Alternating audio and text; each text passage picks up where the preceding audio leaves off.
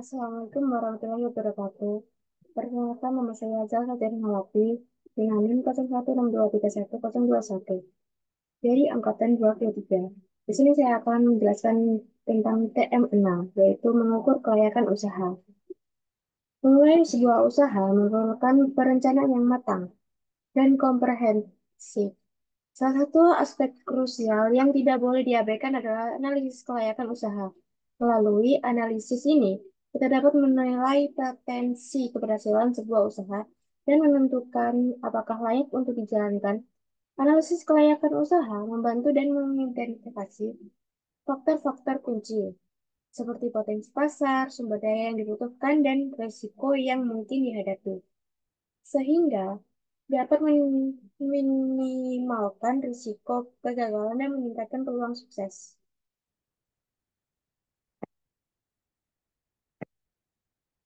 Kemudian, dalam menghitung keuntungan, terdapat pendapatan, biaya, dan keuntungan.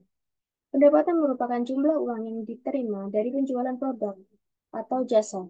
Pendapatan dihitung dengan mengalihkan jumlah produk atau jasa yang terjual dengan harga jual per unit. Contohnya yaitu penjualan 100 unit produk A dengan harga 10.000 per unit, sama dengan 1 juta. Kemudian penjualan 50 unit produk B dengan harga 20.000 per unit, sama dengan 1 juta. Total pendapatan yaitu 1 juta tambah 1 juta sama dengan 2 juta. Kemudian pada biaya. Biaya merupakan sebuah pengeluaran yang dikeluarkan untuk menjalankan usaha. Biaya terdiri dari biaya tetap dan biaya variabel. Biaya tetap misalnya sewa gaji, sewa karyawan, bukan misalnya sewa, misalnya sewa gaji karyawan sama dengan 500.000.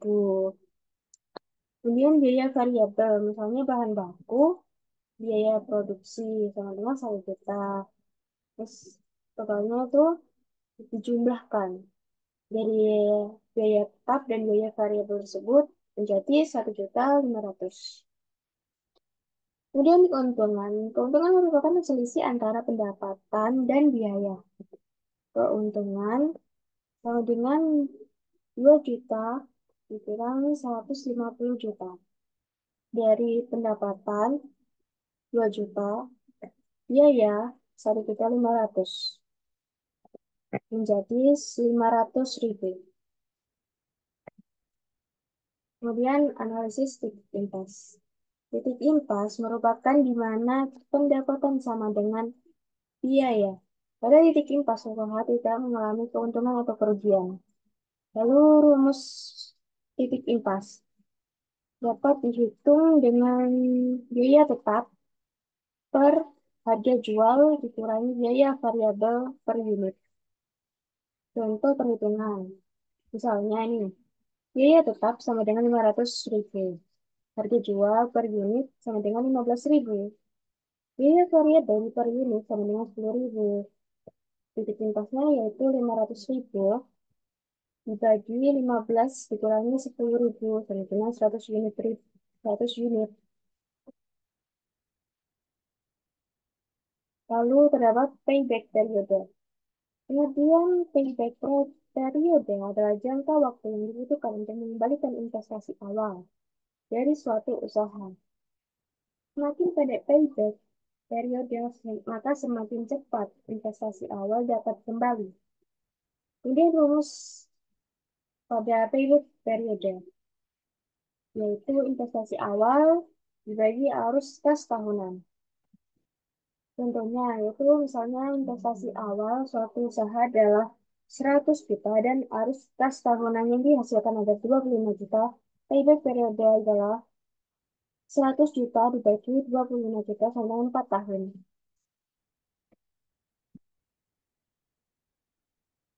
Lalu NPF dan IRR. Apa sih NPF dan IRR itu? NPF adalah Net Present Value, adalah selisih antara nilai sekarang dari arus kas masuk dan nilai sekarang dari arus kas keluar. NPF digunakan untuk menilai kelayakan suatu investasi. Jika NPS positif, maka investasi tersebut layak.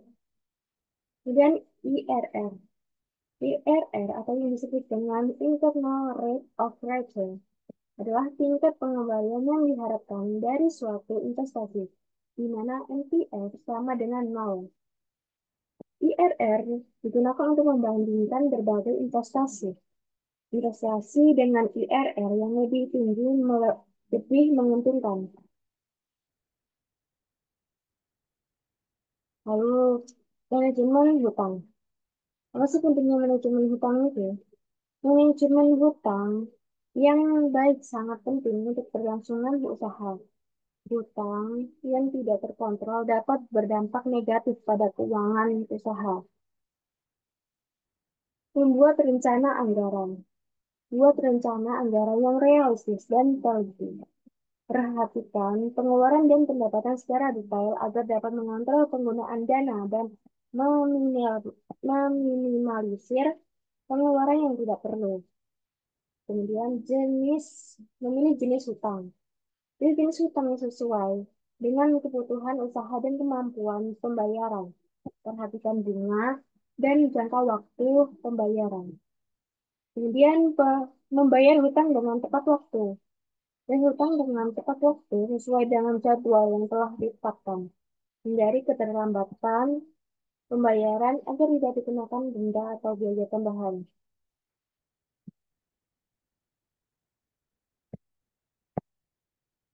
Lalu, bagaimana sih tips pengolahan keuangan? Yaitu, catat semua pengeluaran. Catat semua pengeluaran baik yang besar maupun yang kecil. Gunakan buku catatan aplikasi keuangan atau spreadsheet untuk mencatat semua transaksi. Kemudian buat rencana anggaran. Buat rencana anggaran yang realistis dan sesuai dengan pendapatan. Perhatikan kebutuhan dan prioritas pengeluaran. Kemudian menabung. Menabung secara teratur, sisihkan sebagian pendapatan untuk ditabung secara teratur. Tabungan dapat digunakan untuk kebutuhan darurat dan investasi. Lalu bijak dalam berhutang. Hindari berhutang secara berlebihan. Jika terdapat berhutang, pilih jenis hutang yang sesuai dengan memperhatikan kemampuan pembayaran.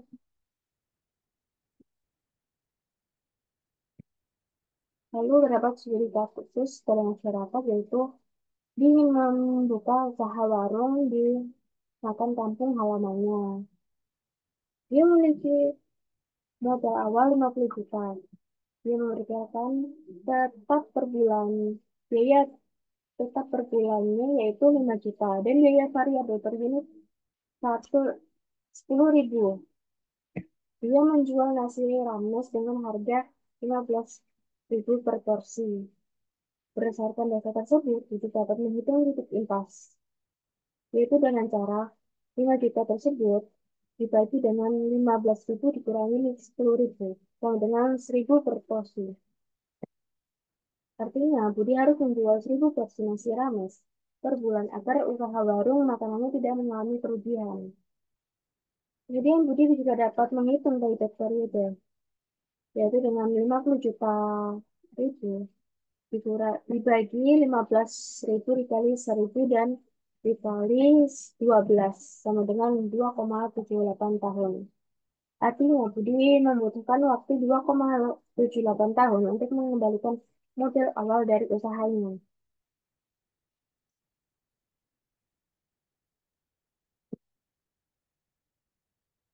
Dan terima kasih. Di tersebut, saya menjelaskan tentang lingkup kelautan usaha. Bila ada salah kata, wassalamualaikum warahmatullahi wabarakatuh.